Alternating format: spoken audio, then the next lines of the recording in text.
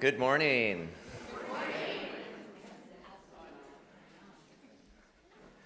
Welcome to the Kitsap Unitarian Universalist Fellowship. Whoever you are, wherever you have come from, for this hour we here are one gathered congregation and all are welcome. Please rise in body or in spirit to join in singing our musical call to worship, hymn number 407 in our gray hymnal. We're going to sit at the welcome table. Yeah. This hymn is from a time of slavery and is sung from a position of resistance. The welcome table is the one that we lay out for everyone. And if we're going to be serious about recent Unitarian Universalist Association President Susan Frederick Gray's assertion that no one is outside the circle of love, no one is outside the circle of love, then we have to get serious about setting the table for all who are knocking to come in. Hymn 407, hit it.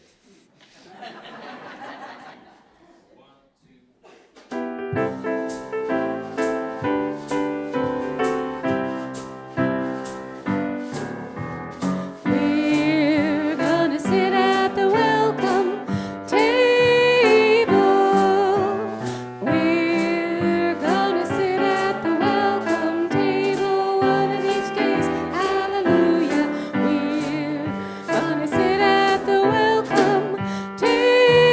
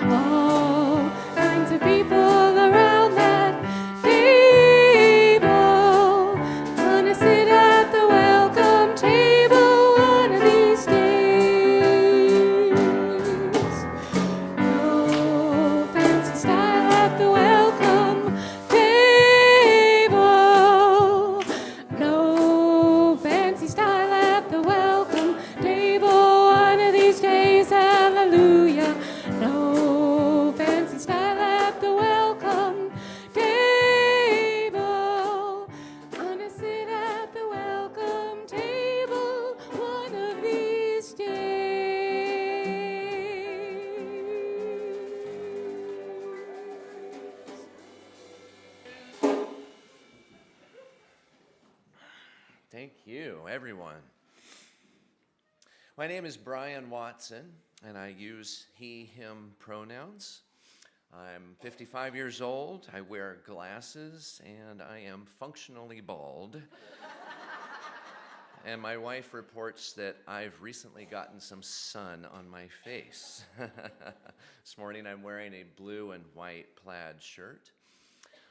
Among the many things that I do here in this community, I bring in things from my garden for the farmer's market, which is happening after the church out on the breezeway, on the porch outside.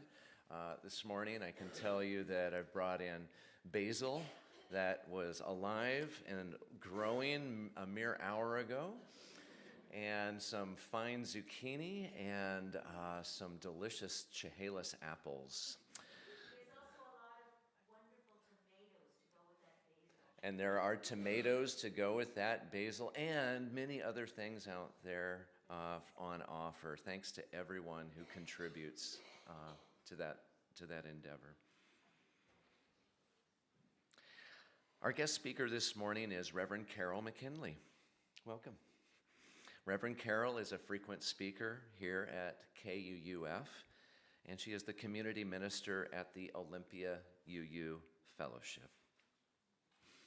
If you're visiting here this morning, please participate as you feel comfortable. If you're here in person, we have fidget toys, a rocking chair, the Elmore room just outside our sanctuary doors here are available for wiggles and sensory needs, and we have assistive listening devices as well. If you need a listening device, just wave your hand and an usher will help you. Everyone is also invited to stay after the service and have some coffee and some treats, meet people, and talk after the service is over during our coffee hour. Many people in our congregation attend online. Welcome. I have a few particular people in mind right now, and I'm sending my love out to you. If you are visiting online today, feel free to introduce yourself in the chat. More announcements about Kitsap UU Fellowship activities are available in our weekly email newsletter, The Candle, which you can sign up for on our website or at the table in the foyer. Also, announcements for today's and this week's events are listed in the insert that is in your order of service. It looks like this.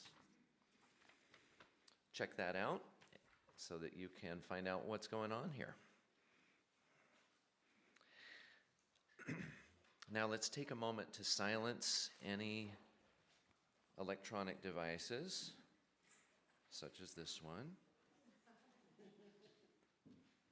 that you don't need to be monitoring for the next hour. Thank you. Please join me in taking a few centering breaths.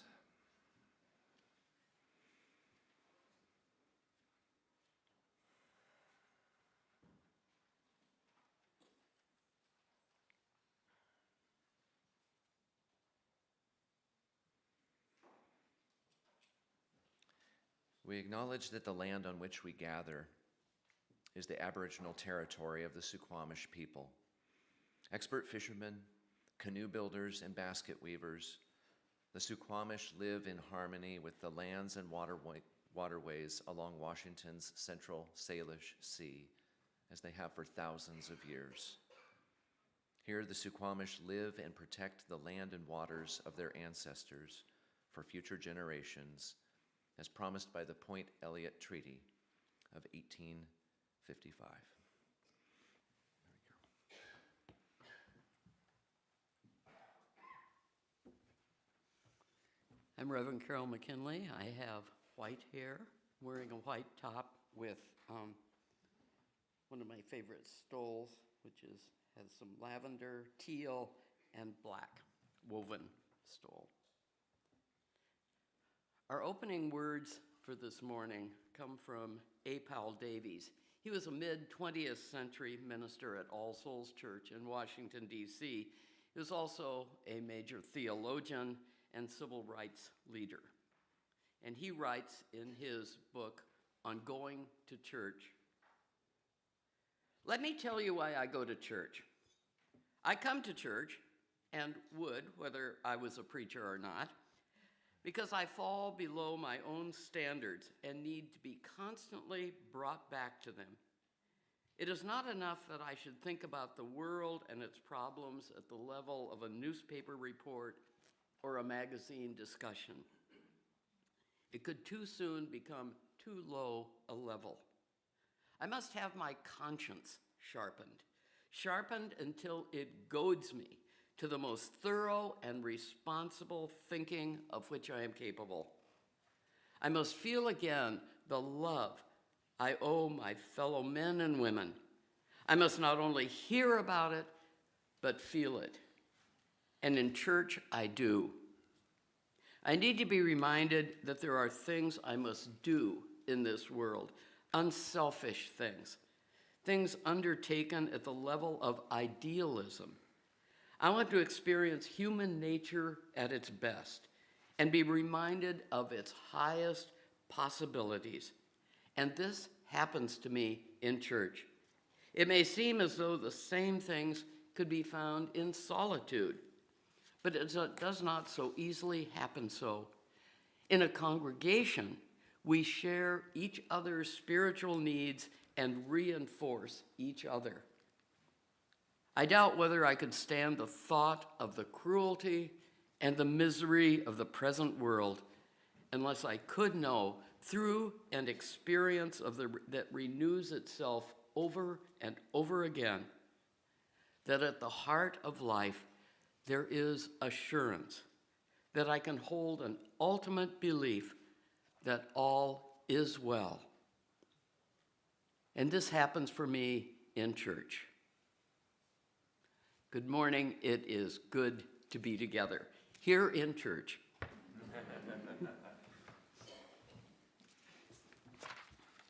Thank you, Reverend Carol. We welcome Larissa Harris to come up and light our chalice. Larissa has been attending KUUF for about a year now. She is involved in the faith formation team and in the LGBTQA+ potluck. She is currently studying counseling at Seattle University. Join me now in lighting our chalice. If you have your own chalice or candle at home, let us light our chalices together with these words from Reverend Brian Keeley. In times of darkness, we stumble towards the tiny flame. In times of cold, we seek the warming fire. In times of repression, we reach for the lamp of truth. In times of loss, we pray for the comforting light. In times of joy, we light a candle of celebration. Spirit of life, as we kindle this light, help us find what we need this day. Thank you. Now please join me in our spoken affirmation. The words will appear on the screens. We gather as a caring community, seeking life's deeper meanings. We value diversity and affirm the worth of all living things. We strive to speak truth in love, to act for justice, to grow in spirit, and to care for the earth. We celebrate with open hearts and minds the creative power that sustains and transforms us. And please rise in body or spirit to join in singing hymn number 354 in our gray hymnal. We laugh, we cry, and the words will appear on the screen as well.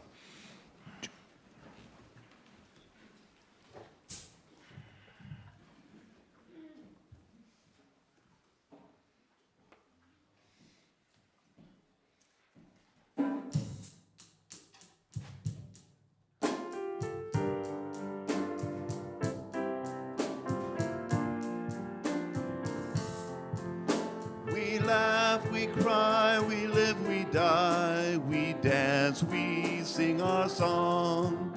We need to feel there's something here to which we can belong. We need to feel the freedom just to have some time alone. But most of all, we need close friends we can call our very own. And we believe in life and in the strength of love. And we have found a need to be together. We have our hearts to give. We have our thoughts to receive. And we believe that sharing is an answer. A child is born among us and we feel a special glow. We see time's endless journey as we watch the baby grow. We thrill to hear imagination freely running wild. We dedicate our minds and hearts to the spirit of this child. And we believe in life and in the strength of love. And we have found a time to be together. And with the grace of age, we share the wonder of youth. And we believe that growing is an answer. Our lives are full of wonder and our time is very brief. The death of one among us filled with pain and grief. But as we live, so shall we die. And when our lives are done, the memories we share with friends, they will linger on and on. And we believe in life and in the strength of love. And we have found a place to be together. We have the right to grow. We have the gift to believe that peace within our living is an answer. We seek elusive answers to the questions of this life. We seek to put an end to all. We purge the truth, equality, and when our needs of mind. And then we'll come together here to make sense of what we find. And we believe in love and in the strength of love. And we have found a joy being together. And in our search for peace, maybe we'll finally see, even to question truly is an answer.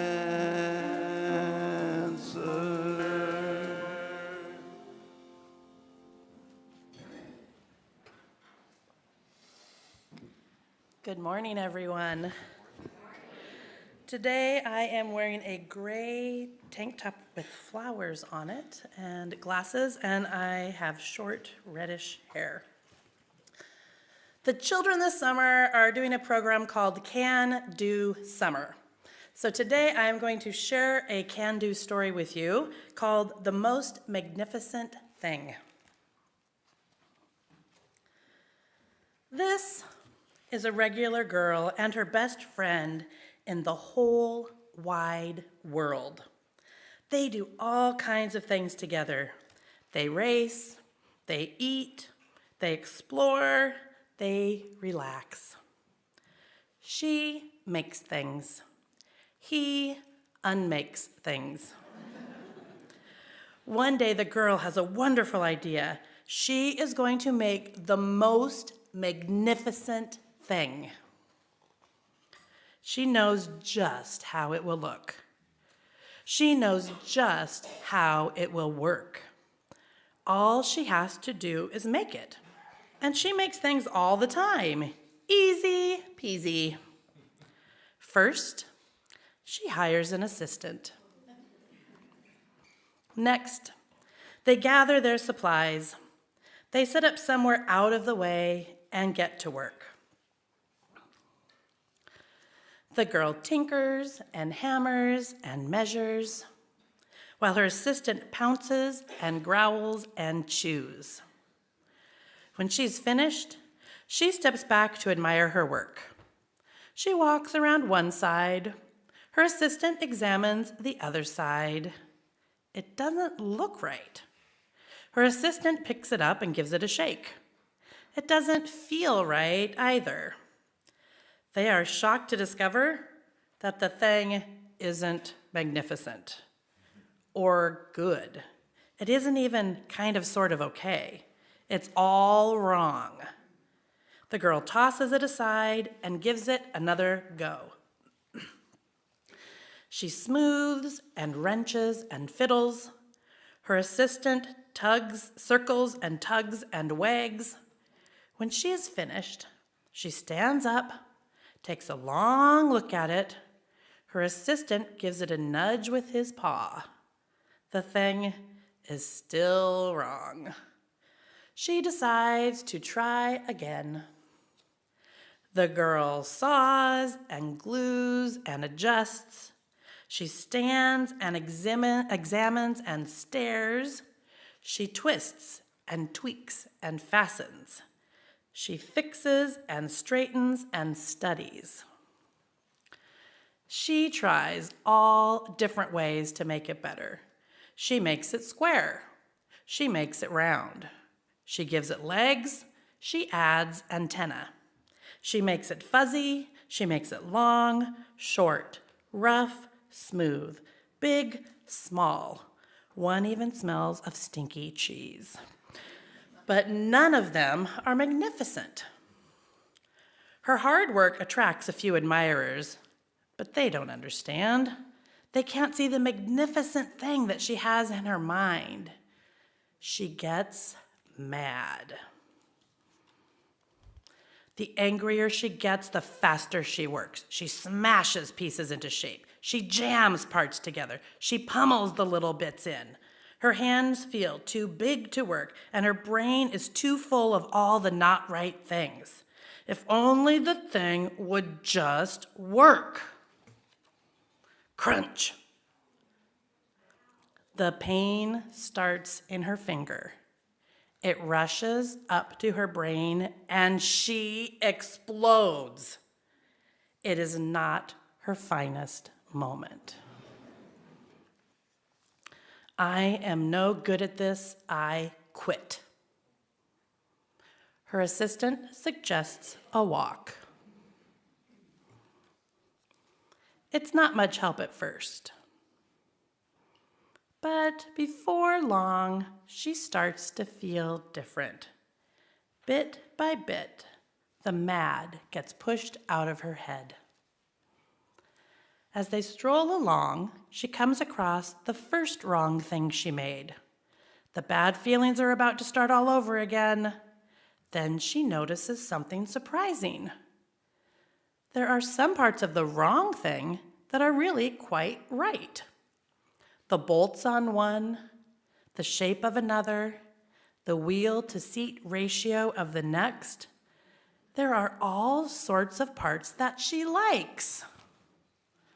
By the time she reaches the end of the trail, she finally knows how to make the thing magnificent. She gets to work. She works carefully and slowly, tinkering, hammering, twisting, fiddling, gluing, painting. Her assistant makes sure there are no distractions. On the sidewalk behind her, this one's all wet. This will stop that leak. This is the perfect thing to ward off bears. The afternoon fades into evening. Finally, she finishes. She alerts her assistant. The pair take a good long look. It leans a little to the left, and it's a bit heavier than expected.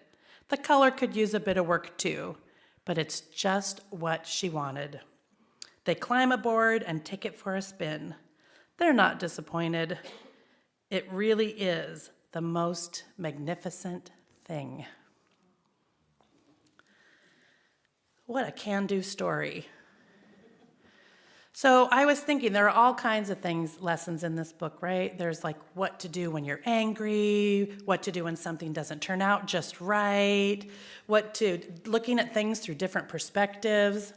What I hope for all of you, children and adults this week, is that if you get to that point that you remember that everyone in here can have a can-do summer.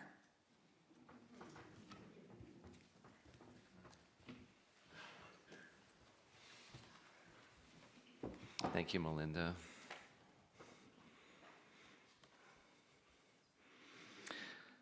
As a religious community, together we can do the work of many. By sharing in the sacred act of giving, we transform gratitude into generosity towards our mission. One way that our mission inspires us to act on our shared UU values is to share our weekly offering with a local nonprofit agency providing services to our larger community. Our charitable giving recipient for the month of August is the Bremerton Backpack Brigade. The Bremerton Backpack Brigade is a local nonprofit dedicated to fighting food insecurity in our community by providing backpacks of food to Bremerton school children. If you would like your offering to go to this month's charitable giving recipient, the Bremerton Backpack Brigade, that is a tongue twister, by the way. You just try it.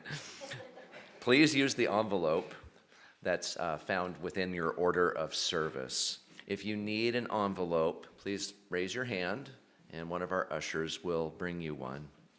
If you would like your offering to go to Kitsap Unitarian Universalist Fellowship, you may just put your offering directly in the basket. Instructions on other ways to make your gift, including a QR code, will be on the screen.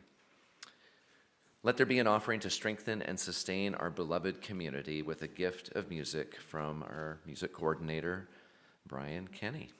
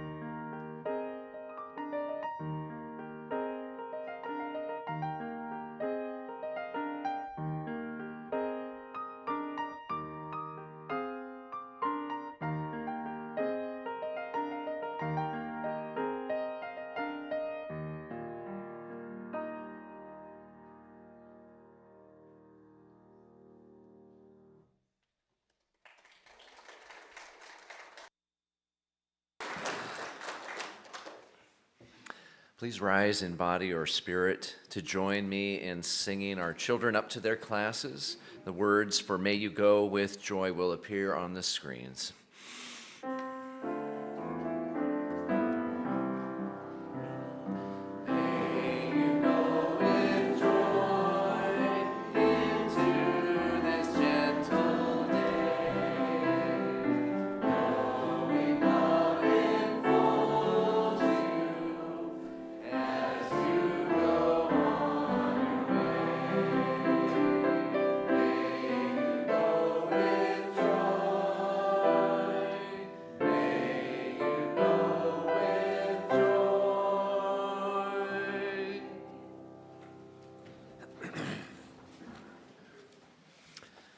Now's the time in our service for our joys and sorrows.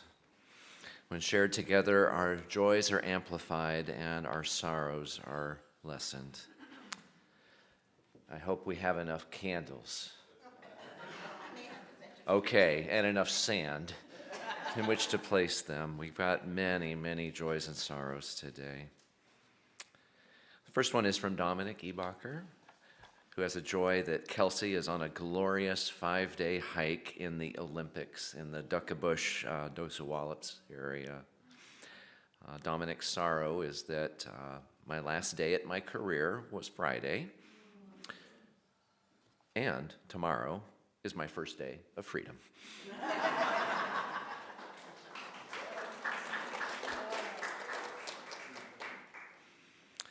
Marcy Mathis has a joy for her friend Larry. Larry, who has been an enormous help with getting me ready to move. Marcy's sorrow is that she is moving away from the wonderful people here.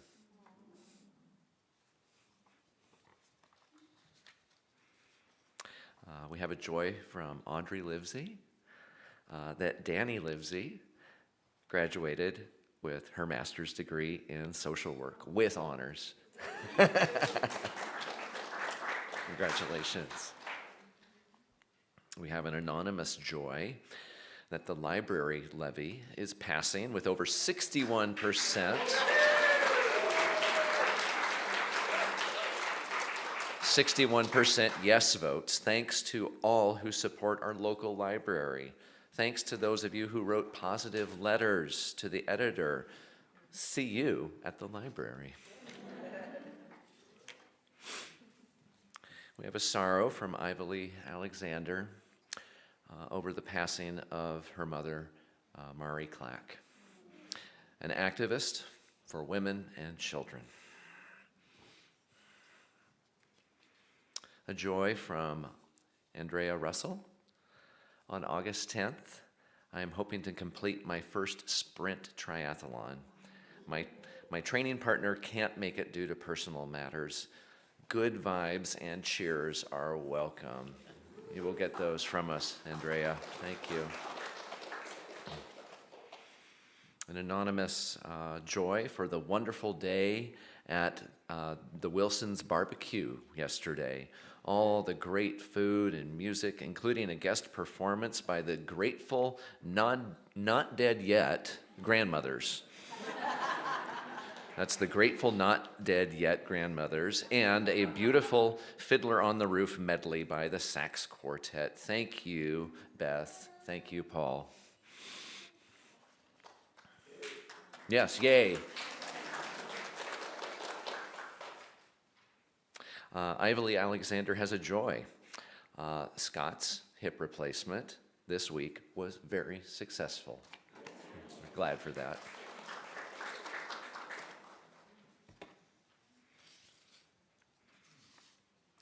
We have a joy from Regina May that her daughter, is going to NASA in Orlando, Florida. Wow. Please send her love and light. Where are you, Regina? In the kitchen? Okay. I got to know more about that. That's just awesome. That's cool. We have sorrow, an anonymous sorrow. I'm sure this is shared by many here in this room today. that 80 years ago this week, the United States dropped atomic bombs on Hiroshima and Nagasaki. We mourn the dead.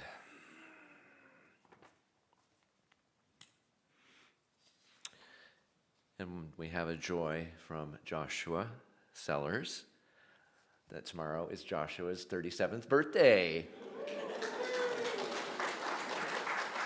And Joshua is celebrating by signing the membership book for KUUF and officially joining a community I've come to love and cherish. We are so glad you're here, Joshua, and wonderful that you're signing the book.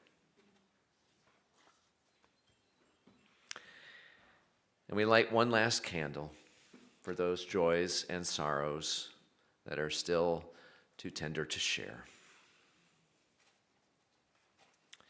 Please join me in a moment of prayer or intention.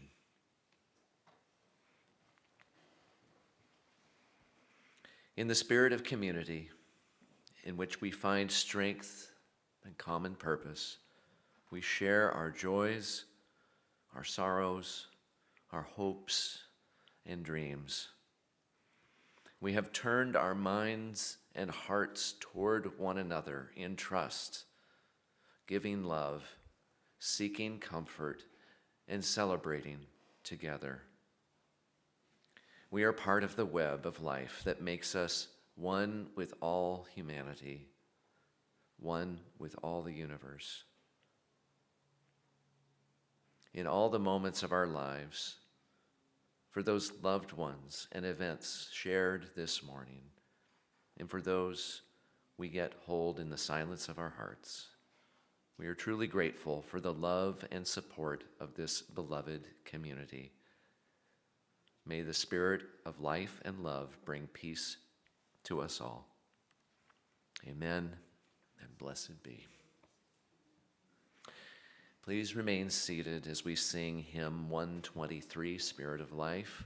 The words will appear on the screen.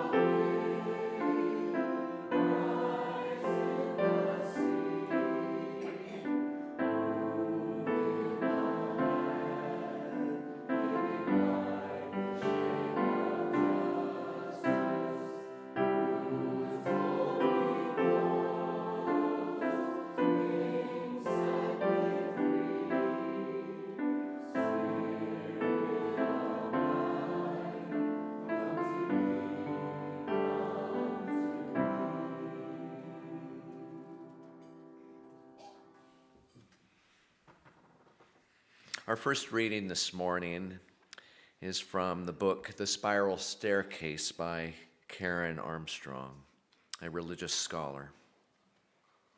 She says, "Religion is not about accepting 20 impossible propositions before breakfast, but about doing things that change you. It is a moral aesthetic, an ethical alchemy. If you behave in a certain way, you will be transformed."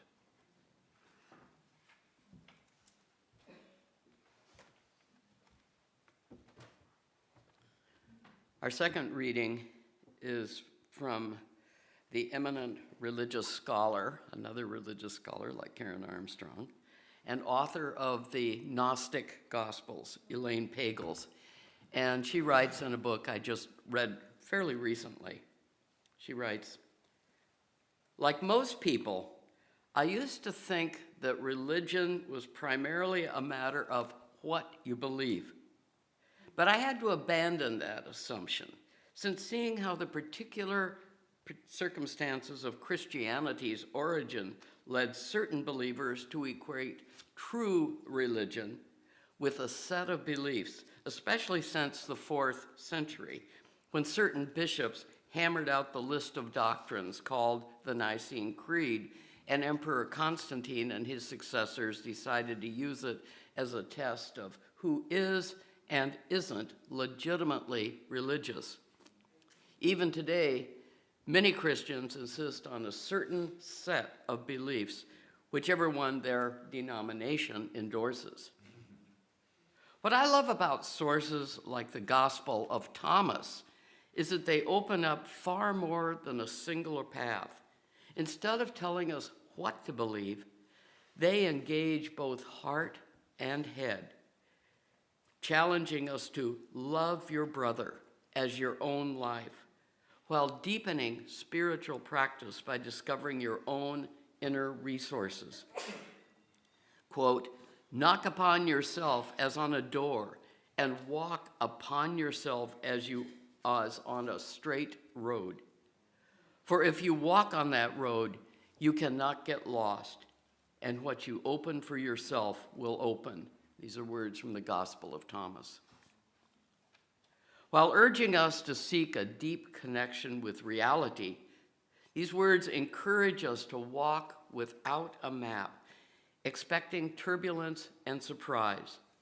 And quote, let the one who seeks not stop seeking until he finds. And when he finds, he will be troubled. When he is troubled, he shall be astonished. And when asking where to start, we find another saying from the Gospel of Thomas, quote, recognize what is before your eyes, and the mysteries will be revealed to you. Let us pause now for a moment of reflection, followed by our post-reflection music from Brian.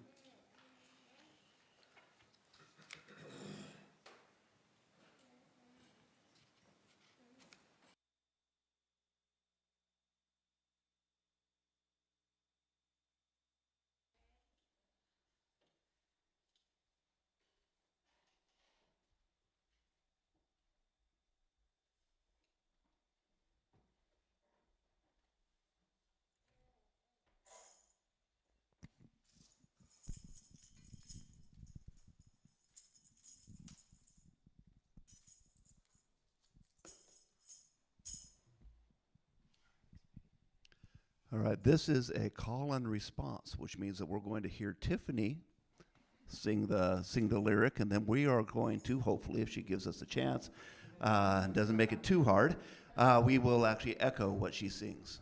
So I'm going to sing the echo part with y'all. She's going to sing the call.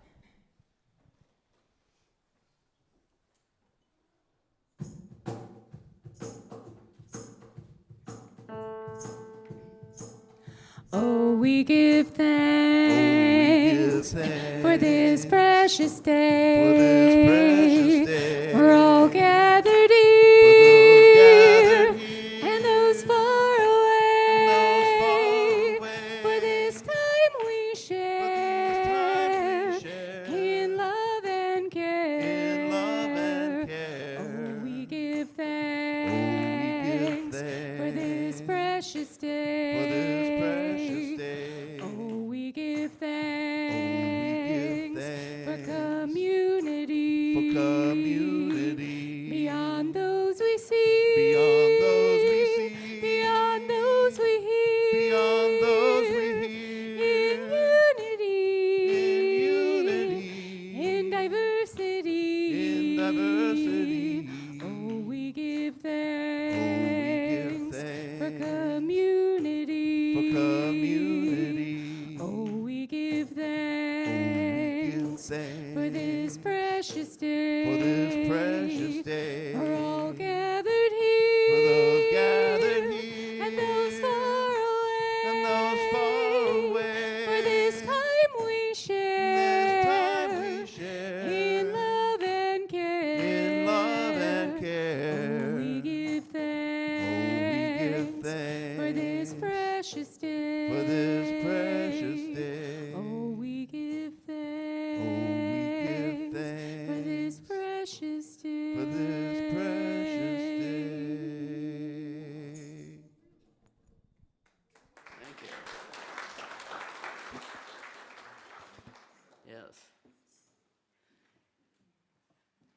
past 8 years, I have facilitated a caregivers group in my Olympia home congregation.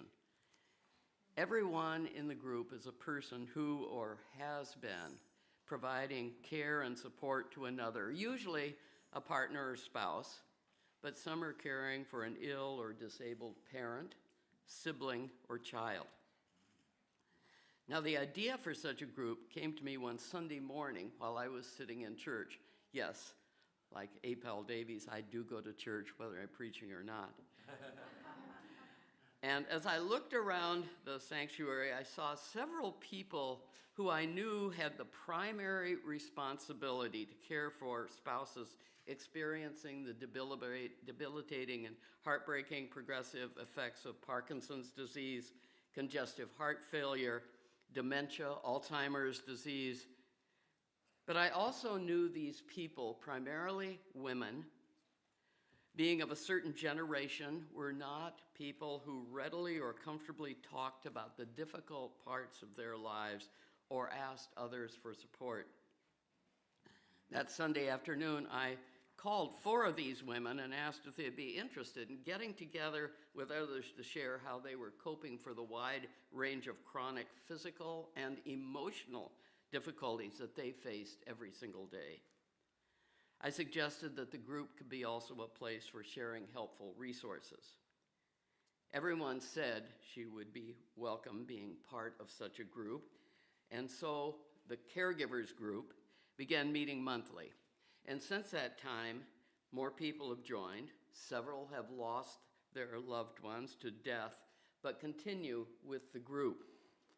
As one woman said, I graduated from caregiving. But this group, which knows me so well, became the place where I could share and process my grief as Jack's health declined. And I stay in the group because I may be able to offer some comfort and support to others. So Caregivers is now the Caregivers/Grief Group. And many of those original members continue in the group, sharing their profound feelings and experiences around loss with those who will inevitably face the same transition. Today, because members of the group felt the need to connect more frequently, we now meet twice a month. And here at Kitsap UU Fellowship, you also have a grief support group as well. And I'm sure those who attend that group feel the same connection around loss that our group feel. I encourage any of you who feel the need for such a group to contact KUUF's Grief Support Group, and the contact information is in the announcements today, I noticed. And you can find the emotional and spiritual connection that you may be needing. At our Olympia group, we will occasionally host a guest speaker from hospice or the Area Agency on Aging who share resources available from those organizations. But most meetings are informal gatherings, offering deep listening and a compassionate presence. The members know they cannot provide solutions for life-threatening illnesses, but they can and do understand that they can give their loving support during a very difficult time for the members. And we meet on Zoom. Virtual meetings started during the COVID shutdown, and by consensus have continued today. Members agree that even though they miss the intimacy of being together physically, leaving home to attend a meeting across town possibly is a difficult task or responsibility for a caregiver. So the virtual meeting responds to the deeply felt need to be together, and their relationships are strengthened by having their common concerns as well as being part of the same religious community. They are with others they may have known for many years and share an understanding of what it means to be in their particular faith community, where in addition to a Sunday service, they strengthen connections that over time have built trust and inspired confidence that they need to share very personal feelings. Now, the caregivers group is only a small reflection of the whole congregation. Its members may hold different political views, and they do. They have different opinions on how the city responds to current issues like homelessness or electoral politics. They may even disagree on what it means to be a Unitarian Universalist. But when they come together, they do so confident they will be welcomed unconditionally by those who recognize the struggles they face as caregivers or as they grieve loss. Despite their differences, they make the gathering, even on Zoom, a safe, loving, even a sacred space. We know that the places we share with others hold deep meaning with us, and what we do when we come together holds special places in our lives. During this upcoming fall and winter holiday season, many of us, of course, gather together to share meals, memories, and food traditions. In my particular family, my two daughters insist we have the butterflake rolls from Wagner's German bakery, which, laden with butter and white flour, must be among the unhealthiest food products around. Yet if those butterflake rolls were not on the holiday table, as they have been for years, the meal would be incomplete.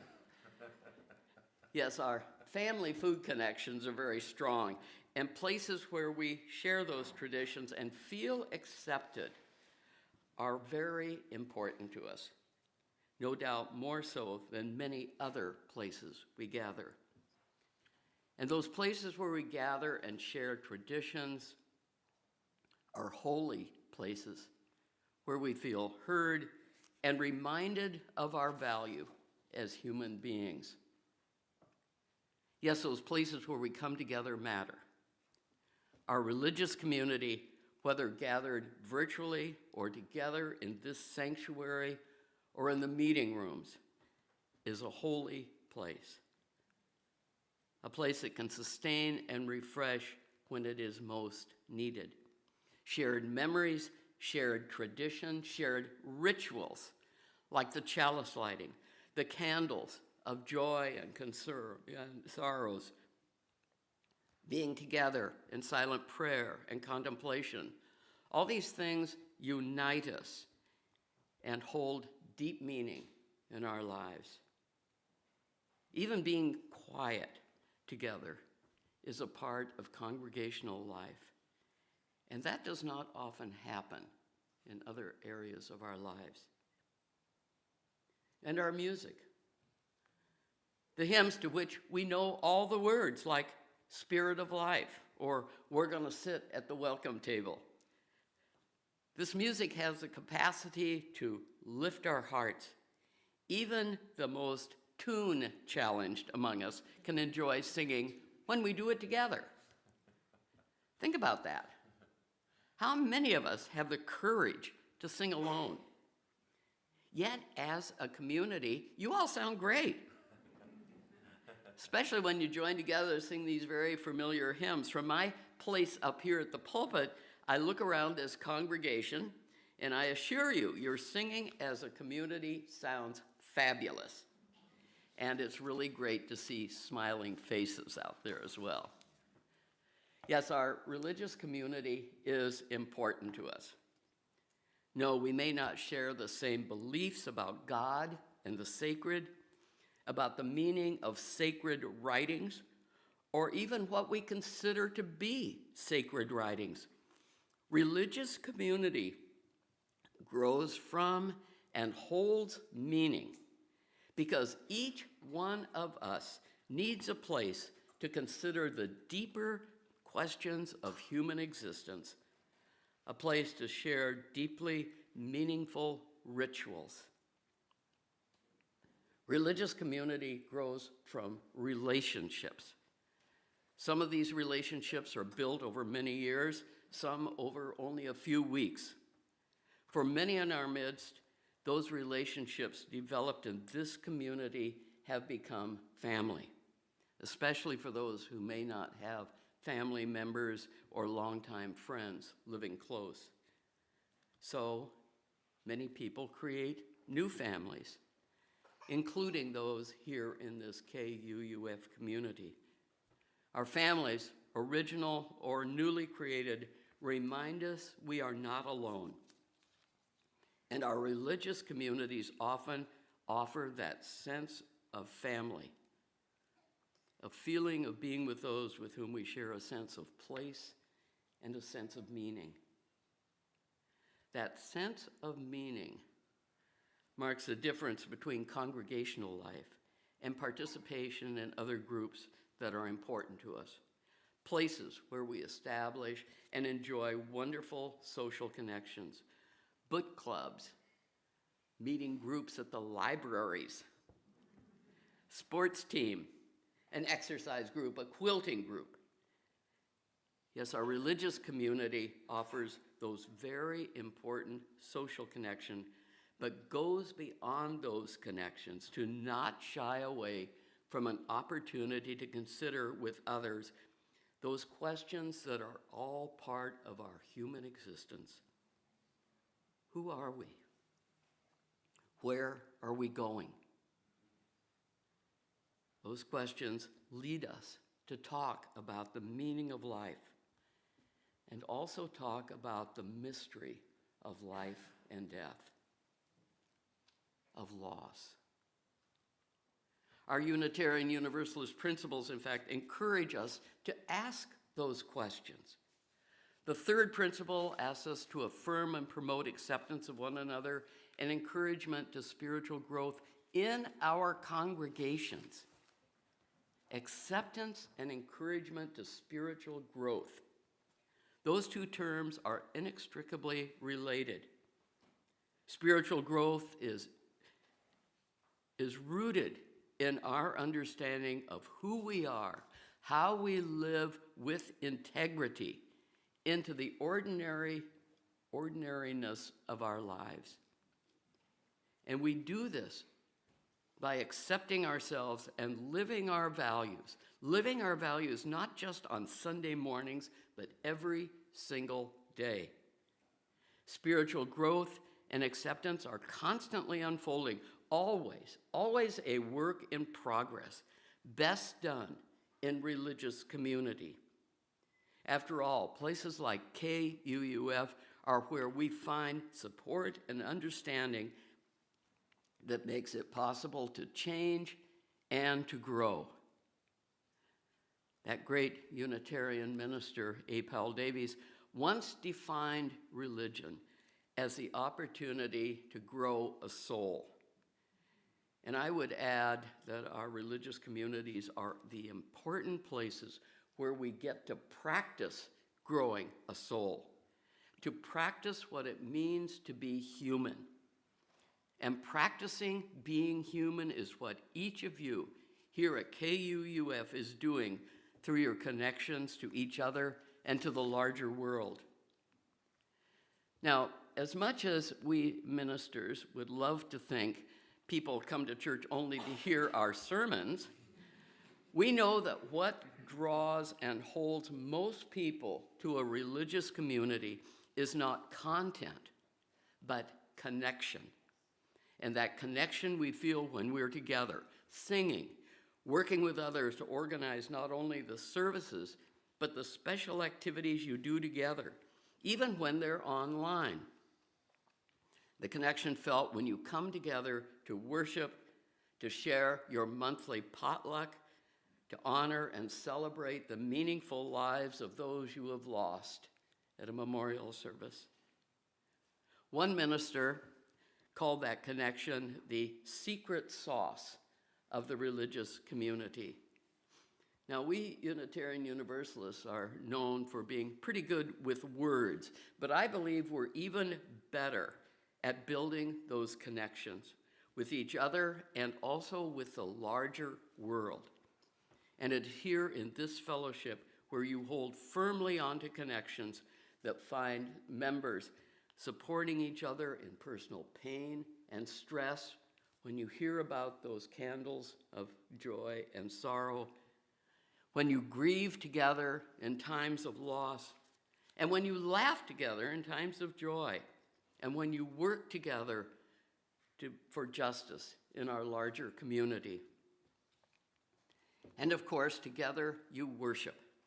And that word literally means the process of finding worth and meaning. Yes, sometimes we often feel more disconnected than connected, as many felt during the pandemic, where for the safety of all, we had to be apart physically. Yet even as we were separated, the secret sauce continued to work its magic. You found creative and persistent efforts to build and relationships during that time. And now, as you come together into this sanctuary for Sunday services or for any of the many activities that happen here, you are connecting and reconnecting with each other.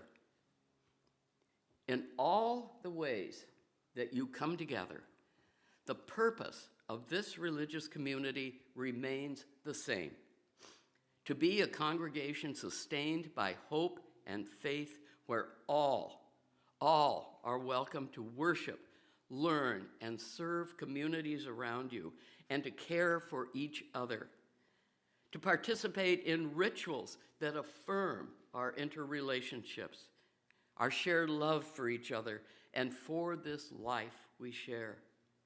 Our religious community, the values, and our optimistic UU faith keep us in relationship, continue this transformational work in our personal lives and in the world. They encourage us to work for justice, to see beyond life as it is to life as it can be. Yes, we are indeed living in a turbulent time, in unsettling times. As much as we would like our worlds, our lives, our religious communities to remain the same, they simply do not. The UU minister Manish Mishra Mazzetti put this paradox into her poem, "Nothing is Static." It reads in part, "The ground shifts, sometimes slowly, sometimes like an earthquake, reminding us that the solidity we often seek and love is an illusion." But what is not an illusion is this place where we come together. So why religious community? Because it matters. Because it matters that each one of us is part of it. It matters that we are working together for transformation in ourselves and in this world we share. It matters that our souls and spirits are renewed each time we come together. It matters that we recognize that change will always happen, and it's best to keep our options, our minds, and our hearts open to new possibilities, new ways of doing what we have always done. It matters when we remind ourselves that all this community asks of us is to give our best to each other and to this world. Church is not a stopping place, but a starting place for discovering the sacred in this world. It's a place where people can get a feel for how the sacred shows up, not only in ancient scriptures or the words of theologians or preachers or poets, but also in the companionship of your neighbors, in the companionship of mysterious strangers, in the stillness of the forest or the glory of the sunrise. A. Paul Davies said, "None of our private worlds is big enough for us to live a wholesome life in. We need the wider world of joy and wonder, of purpose and venture, of toil and tears." He continued, "What are we, any of us, but strangers and sojourners forlornly wandering through the nighttime, until we draw together and find the meaning of our lives in one another, dissolving our fears in each other's courage, making music together, and lighting torches to guide us through the dark. Davies concludes, love is what we need to love and be loved. So let our hearts be open, and what we would receive from others, let us give. For what is given still remains to bless the giver, when that gift is love, says A. Paul Davies. Yes, we do belong together. Today and all year long, our religious community holds possibility, greater possibility to love and be loved as we continue to make sense of our own lives and move forward hope and faith. Most importantly, to be with others as we continue this journey. Amen, and so may it be. And now let us join together and sing our closing hymn. It's number 6 in the gray hymnal, Just As Long As I Have Breath.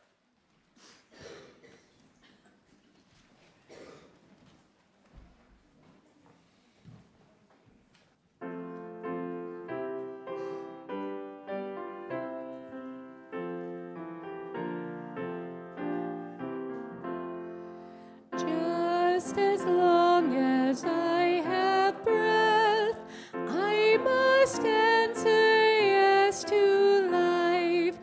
Though with pain I made my way, still with hope I meet each day. If they ask what I did well, tell them I said yes to life. Just as long as vision lasts, I must answer yes to truth.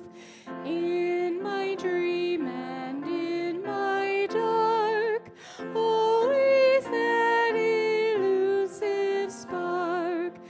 If they ask what I did well, tell them I said yes to truth. Just as long as my heart beats, I must answer yes to love. Disappointment pierced me through, still I kept on loving you. If they ask what I did best, tell them I said yes to love. Please be seated. After the service, we invite you to join us in enjoying coffee, tea, and treats in our foyer and out on the breezeway. You're also welcome to bring your treats into the sanctuary to sit down and have a conversation with somebody, connect with one another. I also wanted to point out that we do have a couple of events happening. One is our farmers market out on the breezeway, which I mentioned earlier. Also, today we have a very special guest, John Hornby, and Beth Wilson, our member, beloved member Beth Wilson, who are members of Results, and they are presenting an adult religious education program on the work of Results and how it ties into our Unitarian Universalist values. Thank you for coming today, and I hope lots of people join in that discussion.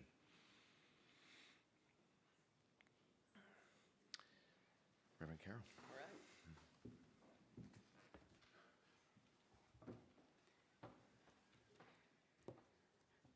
As Larissa extinguishes the chalice, we use these words from Leslie Takahashi.